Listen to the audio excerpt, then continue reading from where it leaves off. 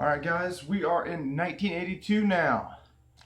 And with Priest's album, Pure Heavy Metal Jump, right here, screaming for vengeance. They've went all in with the heavy metal idea. And man, I just gotta give props to everybody on this album. Everybody on Screaming for Vengeance here, their playing is on a whole nother level than any of the albums before it. And maybe I'm a little biased here. I do have a special place for this album. Um, you know, this was my first Judas Priest album. I had heard obviously Breaking the Law and some stuff like that, but my first full Judas Priest album was Screaming for Vengeance here. So I do that one. This one does I hold dear, and I gotta say Dave Holland on this album.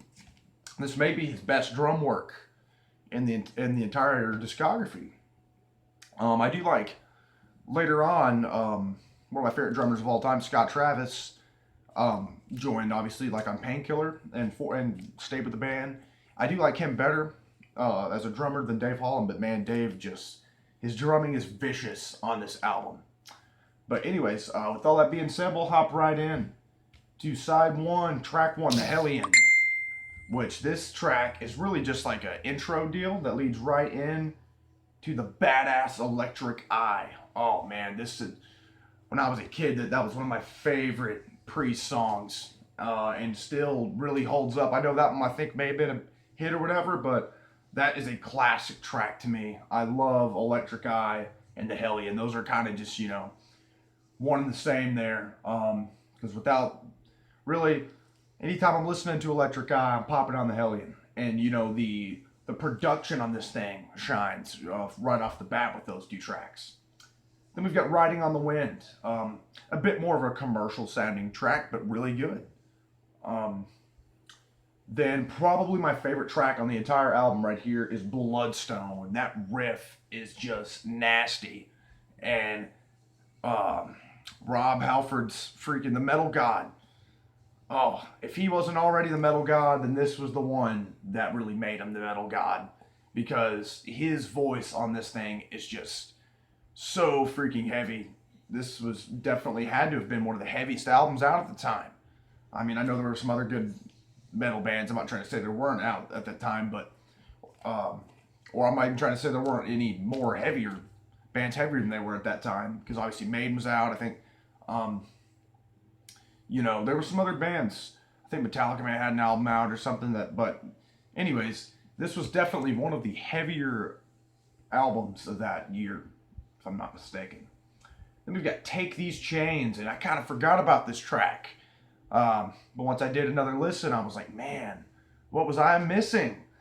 That's again one of my favorite off this album. And then Pain and Pleasure, the final track of side one.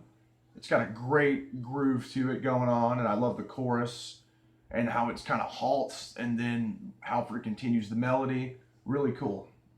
Then we've got side two, possibly the heaviest track on this album.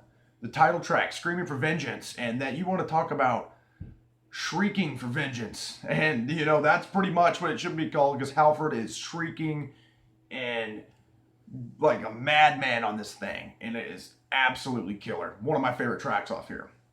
Then we've got the big hit off here, which everybody knows this song. You've Got Another Thing Coming. And, that's not my favorite. It's kind of been overplayed a lot. That was one of my first Priest songs I knew as well. But it's still a good song, especially if you're listening to the album all the way through. Once you get there, to that point on side two, it's like, this ain't that bad. I kind of dig it. It's got a cool groove, cool riff. Then we've got a kind of slower one. At first, it does obviously pick back up. Fever, and I forgot about this one too. And the guitar from KK Down and Glenn Tipton on this, even the soft parts are kind of chilling, real bone chilling. This song reminds me of Out in the Cold off Turbo, which I'll talk about in a future video. But they have kind of this whole similar vibe. They all kind of start off slow, but then they pick up the pace. Really good ballad. And then the final track, Devil's Child, another massively heavy track from the band here that has gone full frontal into metal. And like I've said, this is my favorite era of Priest is during the 80s. Especially this album up till about like Painkiller. And again, I also want to reiterate the fact that doesn't spoil like any of my rankings because just because I have a favorite era or whatever. I'm telling you now, some of the ones won't rank higher than some of those 70s ones or whatever. But yeah, I would just say that's definitely my favorite era. That was about probably screaming on to Painkiller. But yeah, totally killer album. Pretty sure if you're a metalhead, you've heard this thing.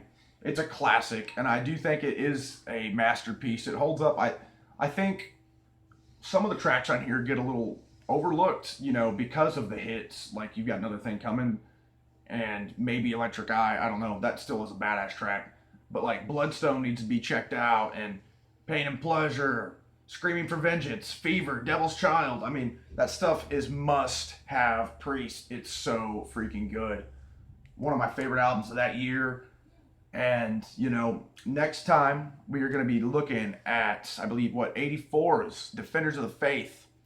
Oh, and I also want to point out, too, yeah, this album also started the trend of those, like, mechanical creatures on the front, which are some of my favorite album covers of all time, like this one, Defenders of the Faith, Turbo.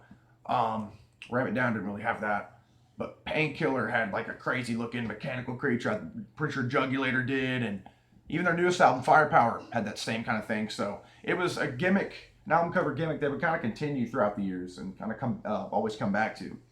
But, and again, I welcome that too because I love, there's some like this is an iconic album cover. Definitely one of my favorite album covers of all time. But anyways, yeah, thanks for watching, guys. And I'm excited that we're in this era here of Priest. And we're checking out next time 1984's Defenders of the Faith. Thanks, guys.